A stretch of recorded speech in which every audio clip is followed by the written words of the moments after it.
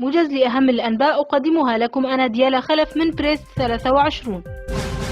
انفجار في مدينة بورصة التركية يسفر عن جرحى. تنظيم الدولة الإسلامية يقصف شمال حلب بصواريخ والقذائف، والأهالي يناشدون قوات سوريا الديمقراطية للتدخل. ديمستورا يدعو إلى مبادرة عاجلة لإنقاذ مباحثات سوريا.